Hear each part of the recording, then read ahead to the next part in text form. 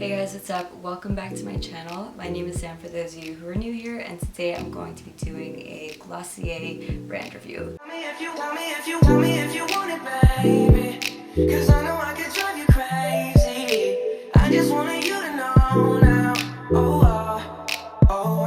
Before I begin, I do want to say thank you to everybody who is working endlessly at the hospitals, everybody in the grocery stores who are stocking the shelves, all the truck drivers, all the warehouse workers. I can't express my gratitude and my appreciation for the amount of work and the amount of tenacity and perseverance that you all are showing throughout this time. And for everybody who is in quarantine and who's self-distancing like myself, I hope you all are staying as physically and mentally healthy as possible. As someone like myself who is on a more privileged end of the spectrum, I am currently trying to stay as productive and as preoccupied as possible. Over the past few months, I've been testing out different products, and I'm going to show you guys today skincare and makeup products from Glossier, all of which I purchased entirely on my own, unfortunately. So first and foremost, I'm going to be starting off with the Glossier Milky Jelly Cleanser. This cleanser is a conditioning face wash, and Glossier states that it is a gentle yet effective creamy gel cleanser for all skin types. While this product claims that it removes dirt, impurities,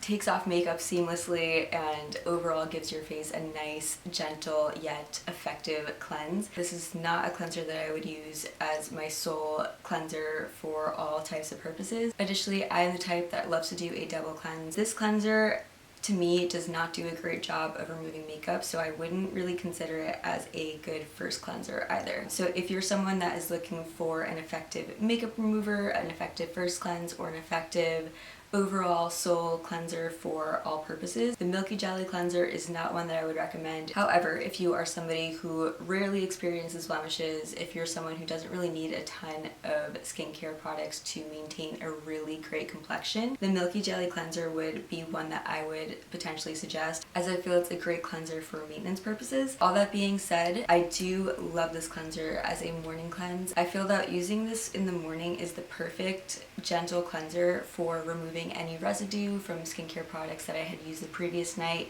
for just resetting my skin and prepping it for my morning skincare routine. And I feel like it's the perfect cleanser to use if you are also doing a more intensive skincare routine in the evening, as you don't want to over cleanse your face and strip it from its natural oils. So that for me is why I do love this cleanser very much. But again, I am somebody who's a little bit extra with my skincare products. I don't mind collecting a bunch of skincare products. So if you're more of a minimalistic skincare routine type of person and you do experience more blemishes and need more of an intensive cleanser, I wouldn't suggest going for this one. The next product that we are going to review is the Super Balanced Serum. This serum's tagline is heavyweight hydration, featherweight feel. The two key ingredients in this serum are hyaluronic acid and vitamin B5. This serum feels like the most watery consistency that I've experienced out of all the hyaluronic acid serums that I've tried before. That includes products from the Inkey list, from Good Molecules, and from The Ordinary. Hyaluronic acid from those three brands costs around $10. I think that's like the average price across all three brands. Whereas for the Super Balanced Serum from Glossier, this costs $28 for 1 fluid ounce. So in my opinion, if you're somebody that's looking for a hyaluronic acid serum, I would look into a different brand first. There's a lot of credible brands with just as effective, if not more effective formulas, and for a much better price tag, especially for the amount that you're paying for. So in short, no, I will not be repurchasing this again. I don't think that the serum is anything special, especially for the price tag that they're charging and especially for the amount of product that you're paying for. Now onto the Priming Moisturizer. This product is one of my favorite products that I've tried from Glossier. Since trying the Priming Moisturizer a couple months back, I've become obsessed with it and I use it almost every single day. I love how my skin feels after applying this, and I love the way my makeup goes on after applying it. So as someone with more oily skin on some days and then just combination / drier skin on other days, I feel like it does a great job of both moisturizing my skin without making it feel too oily and without clogging my pores. I've seen from some reviews that people experience some redness after using it and that people experience some irritation after using it. So if you are somebody with more sensitive skin, I would maybe take a little bit of precaution before using this product. However, that is not the case with me. In my experience, this is a great moisturizer and I'm very excited to continue using it. Now onto the Priming Moisturizer Rich version. This is the richer version of the Priming Moisturizer that I just showed you, which is the original Priming Moisturizer from Glossier.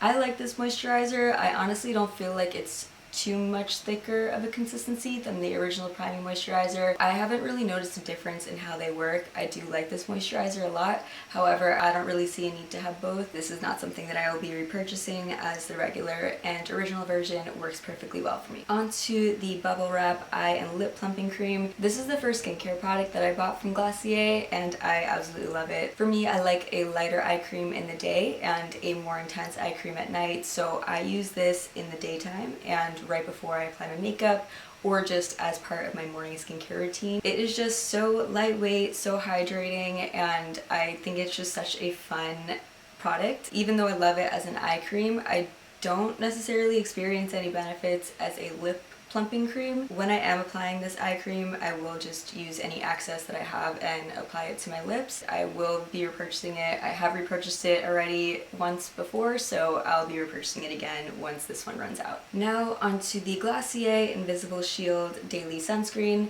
This sunscreen is supposed to be for people who don't like to wear sunscreen. I already have a committed relationship to the Beach Shield sunscreen by Korean Beauty. The Beach Shield, however, is more of a sunscreen that feels like a moisturizer. It has a creamier consistency and it just feels like a hydrating product. This one feels like a sunscreen. It's funny because Glossier actually says that this is the sunscreen for people that don't like wearing sunscreen, but this feels more like a sunscreen than other products that I've tried out from other brands as well. The smell and consistency actually remind me of like just the classic sunscreens that smell more like alcohol and that smell a little bit like, I don't know, just chemicals, I guess. Like, and for me that doesn't bother me as much. I don't mind that.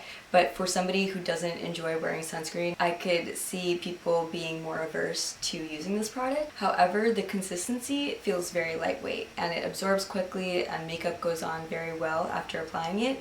I am a little bit uncomfortable with using this around my eyes just because it smells very much like alcohol. Even though I am a little bit cautious of using it around my eye area, I haven't noticed any reactions when I put it like near my eye area, or I haven't noticed any weird taste in my mouth if I get it around my mouth area, which is something I've experienced with other sunscreens that are chemical based. This one does work really well underneath makeup in my experience, and it is a very lightweight sunscreen, so if that's the reason that you don't like other sunscreens, then I would say this is definitely worth trying out. I do think that you can probably find another sunscreen at a better price and probably one that's a little bit larger than this one, so one that will give you a little bit more for your money. On to the very much hyped Future Dew. This product, I feel like you already know what I'm gonna say about it. Since I have more oily skin to start out with, this product just did not do anything for me really. My skin is dewy on a good day and oily on like a worse day, I guess. After even applying it on the areas of my face where light hits first,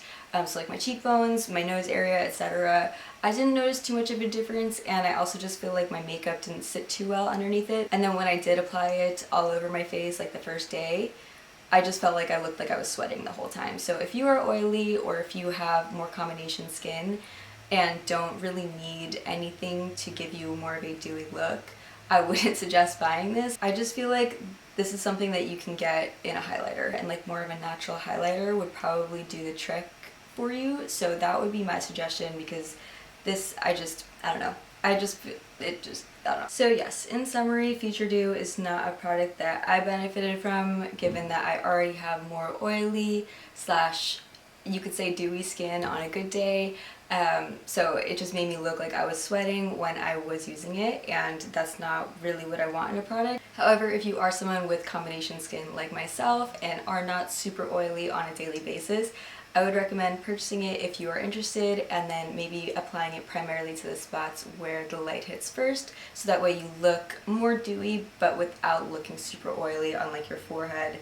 As you can see, I'm already kind of shiny there. For myself, I won't be repurchasing this product. Now onto the Glossier Zit Stick. This product is interesting. I feel like for the majority of Glossier's products, the packaging is always on point and the branding is always on point, and it's just a product that you want to have. But for the Zit Stick, I actually found that the product itself was really good, but the packaging was just not there. Like, I did not like this packaging at all. I think the concept was interesting. You twist this knob, I guess, or like the turnstile, I don't know. And then once you do, the product actually comes out from the side surrounding the main part of it. So when you go to apply it, it will often go around the blemish itself and get on the skin as opposed to going directly onto the blemish. So for me, I ended up just putting a lot of it on my finger and then just applying it that way as I would with any other on-the-spot treatment. That being said, the formula itself was very effective for me. I will not be repurchasing this. I feel like the packaging is super unnecessary. I just want something that I can like apply to my blemish, which is surprising for me because Glossier is known for a more minimalistic, more basic packaging. So I don't really understand how that happened. I think the idea is there, but the execution did not come through in my opinion. It's a shame because the product is really good and I probably would repurchase it if it came with more. So I was able to use this for like a month straight and then it just ran out. I was just expecting to get more use out of it and I didn't, so I'd rather just use the Clean and Clear Person Gel or just another on-the-spot treatment that comes with more product within the actual packaging itself and that isn't as like frustrating. Lastly, for skincare, and this is I probably shouldn't have ended with this one because this is my least favorite product of like the whole Glossier brand, but this is the Milky Oil Makeup Remover. So it's supposed to be a waterproof makeup remover and I like the concept a lot. I thought this was going to be a combination of a cleansing oil and a micellar cleansing water. So I was very excited about using this because it could definitely combine a couple of steps in my routine, especially when I wear a lot of makeup. However, this was like just such a terrible product for me to use. It burned my eyes when I was trying to get my makeup remover off and it took such a long time to even get like mascara off my eyes, whereas if I just use a Bioderma micellar cleansing water, I will just use the cotton pad and just be able to press a little bit and then as soon as I remove it, like most of the mascara is gone. This took so long, I felt like I was rubbing my eyes, which you don't want to do when you're removing your makeup, and it just burned my eyes and it made my skin kind of red, and I do not have sensitive skin, so that was very surprising for me. I used this once and have not used it again. I don't intend on using it again and I will not be repurchasing it. Now let's go into the makeup section of this review. So I'm going to start with face makeup and I will begin with the skin tint. The skin tint is interesting to me because I'm not really someone who likes a full coverage look on an everyday basis.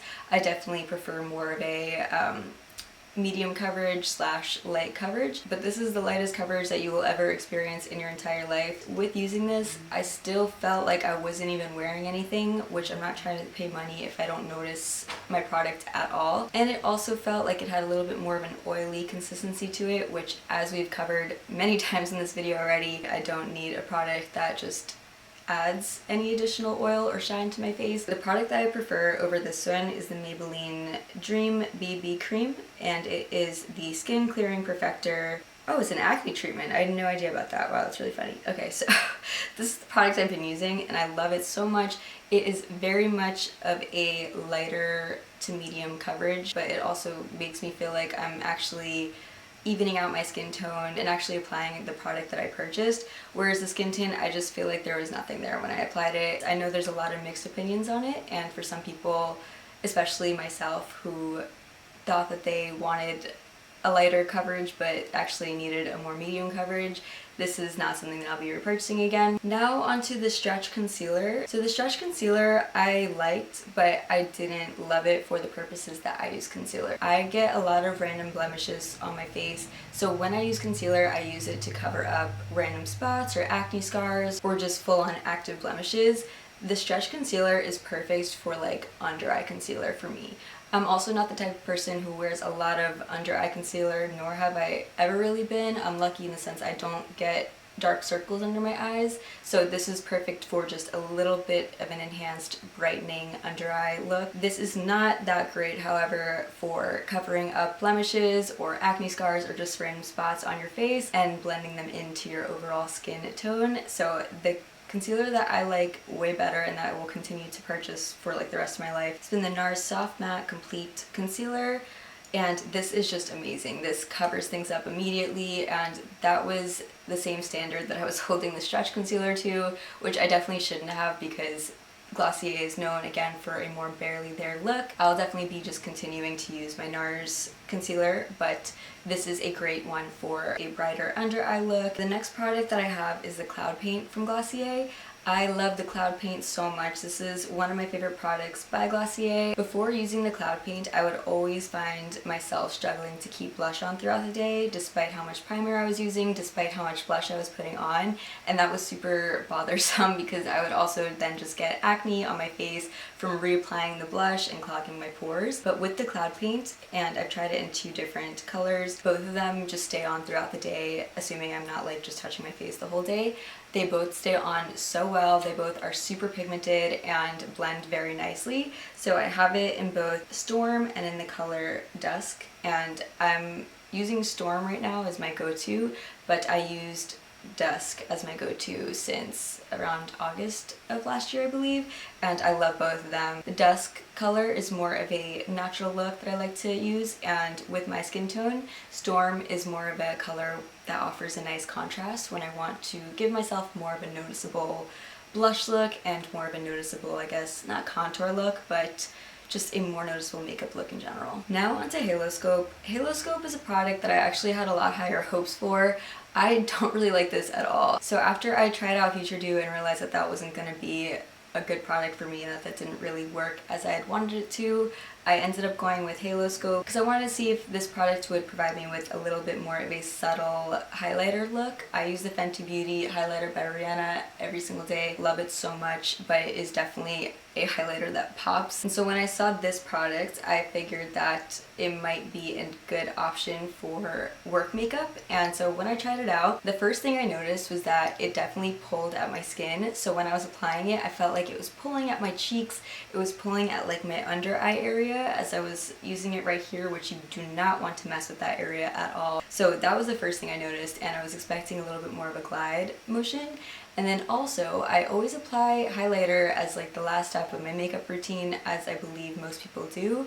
And at that point, I have a lot of foundation or BB cream or whatever I'm wearing on my face. As soon as I went to apply it, it just took off everything that I had right on my cheeks. And I was like, what the hell? So it took that off and then also gave me like a barely there shiny look, which it just didn't work for me. And then I haven't really worn it since then for a highlighter look, but I do like to use it as like a brow highlighter, so I'll put it right at the top of my brow bone, and that offers a nice subtle highlighter look that I was originally looking for on my cheekbones. I'm definitely not going to repurchase this. I feel like it also gave me a little bit of a sticky consistency, which I'm not trying to have on my face. However, when I apply it to my brow bone, I don't really feel that, so that's what I'll continue to use this for. I wasn't impressed with this at all though, and I won't be repurchasing this. On to eyes. So the Glossier eye collection is rather not extensive compared to other brands, but I think there's a lot of interesting products that I especially wanted to try out. So I wanted to start out with the Color Slide, which is the eyeliner pencil,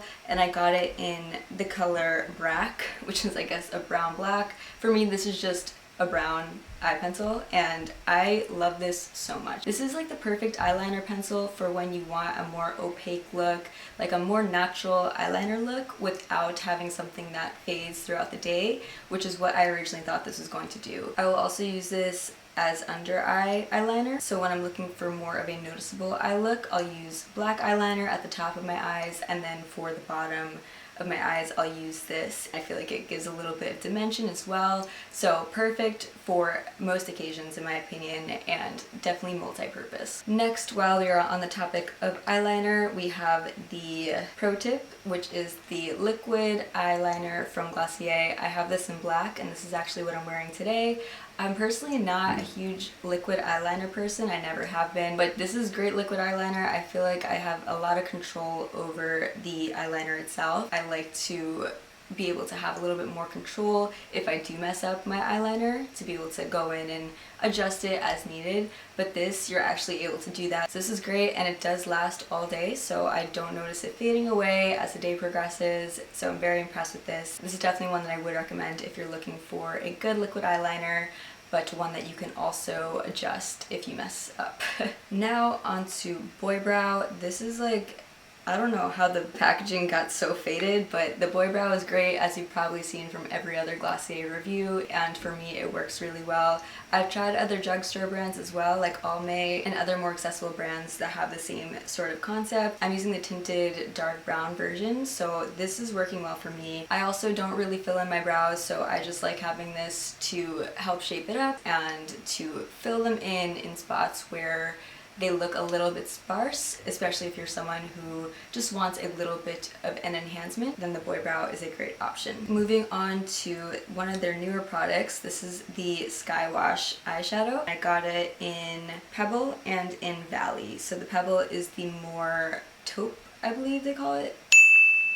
I don't know what they call it, but this is more of like a nudish pink / rose color, which I love. That's like one of my favorite makeup colors ever.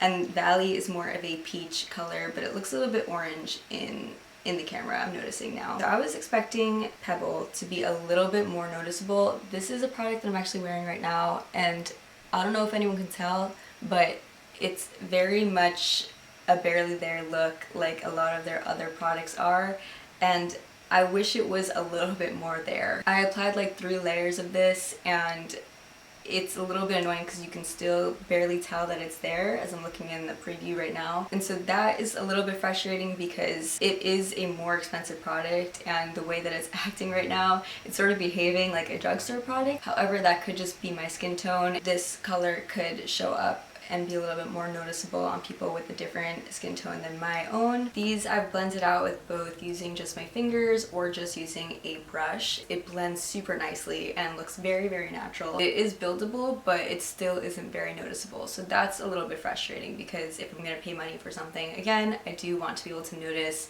the product when I apply it, but Valley was way more noticeable when I applied it. Another thing I like about both of them is that they don't crease. I'm gonna use both of them until they run out, and then I will make a call as to whether or not I want to buy them again. Moving on now to the Lash Slick Mascara by Glossier. This mascara exceeded my expectations by so much. When I first purchased it, I had already decided I was going to do a Glossier review, so I figured that this would just be a good thing to try out and to give information on. The original reason why I wasn't interested really in trying this out before I had decided I would do a review is because I figured if I want a mascara that looks a little bit more natural, I would just use less of the mascara that I would use on any other day. However, that being said, this is such an amazing mascara for lengthening your lashes and giving them a little bit more of a color enhancement. So for me, I've been using less and less eye makeup when I go to work every day, and when I don't wear eyeliner to work, I often feel like I look a little bit weird when I put on a decent amount of mascara. I just feel like it looks like something is missing. You know, if I'm wearing a lot of mascara as I normally would without any eyeliner, it just looks slightly weird to me. However, with the Lash Slick, this is the best mascara to use when you're not wearing any other eyeliner. For me, it just makes my natural lashes look more elongated, and it also enhances like the shape of my eyes, I feel like. Even though I'm not wearing eyeliner, I can't even tell what it does. I don't experience any clumping when I wear this mascara. I don't experience like my lashes sticking together as I would typically with other types of mascara. And it does such a great job of extending and enhancing each and every single lash. So when I'm not wearing any eyeliner, it just makes my eyes pop so much more. That being said, the Lash Slick is not a mascara that I would reach for when I am trying to give myself more of an enhanced eye look. So whenever I wear eyeliner, I don't wear the Lash Slick, because since this is such a slight enhancement for my lashes, if I'm wearing eyeliner, especially like darker eyeliner, I feel like the Lash Slick isn't enough to make my eyelashes look enhanced on top of the eyeliner itself. So I will reach for a more apparent and more prominent / noticeable mascara if I am wearing eyeliner like I am today, so I'm not wearing the Lash Slick today. This to me is the epitome of Glossier. This product to me does the best job of giving you a barely there look while also enhancing your natural features. So this 10 out of 10, definitely recommending it. Okay, so now on to lips. Glossier's lip collection is honestly something that I was not expecting to like as much as I did. I'm going to start off with one of their most well-known products, which is the balm.com Universal Skin Salve. After using all of these versions, the thing that I've noticed and the thing that surprised me most is that they're all different, not only in flavor and color, but they're also all different in consistency and I guess performance. The first one that I tried and the first one that I used consistently was the coconut version. This one to me resembles Vaseline the most.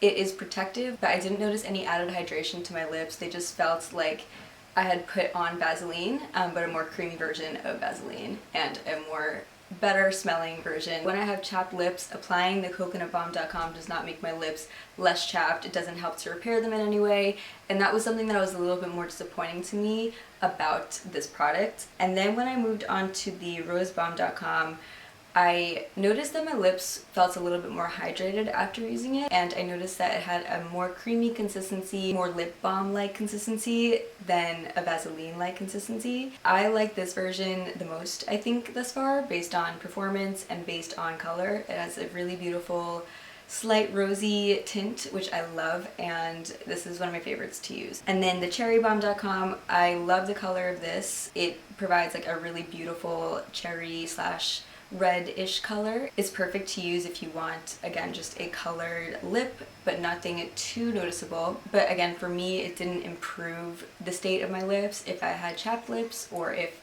I just felt like my lips were dry, it didn't feel like they were repaired at all. They just felt like they had been protected for the time being.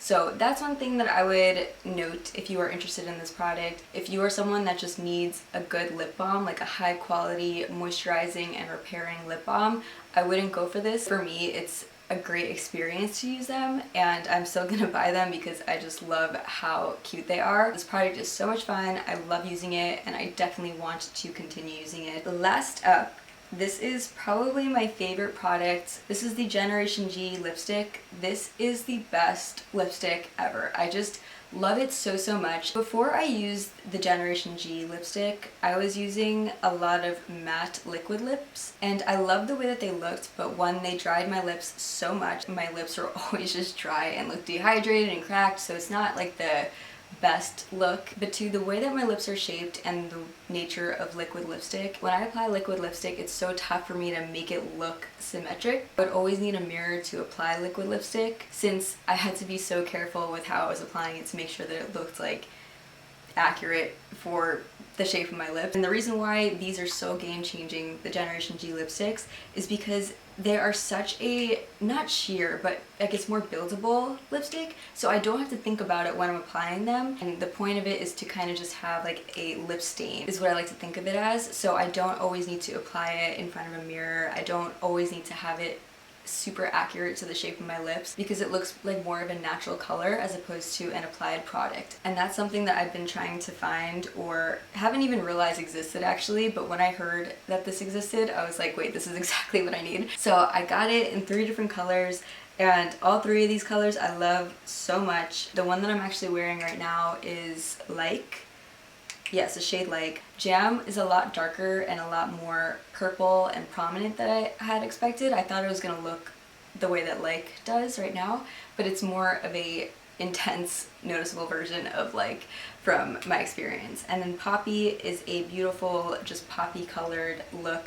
This is something I'm definitely going to wear more throughout the summertime. So though this is probably one of my favorite lip products that I've ever used, there is a couple of negatives that I do just want to throw out there. One, they do not last at all. So like I have to reapply these throughout the day. Since they are super buildable and since they are actually more moisturizing than they are drying, it's not the biggest deal in the world. It's just frustrating because I feel like I'm applying it a lot throughout the day, and like a lot more than I'd like to apply a product throughout the day. I have seen other people though say that it stays on really well. So I'm just wondering if like I just drink an exceptional amount of liquids throughout the day to the point where it's like just off my lips. Aside from that, these are my favorite lip products that I think I've ever used. So on that note, thank you all so much for watching. I really hope that you guys enjoyed this video. I hope it was insightful, informative, and I hope it helped you guys either determine the types of products that you want to purchase or gave you ideas for new products that you want to try out once we get to step out in public again. Thank you guys all again for watching this video and for supporting my channel, and I'll see you guys in my next video.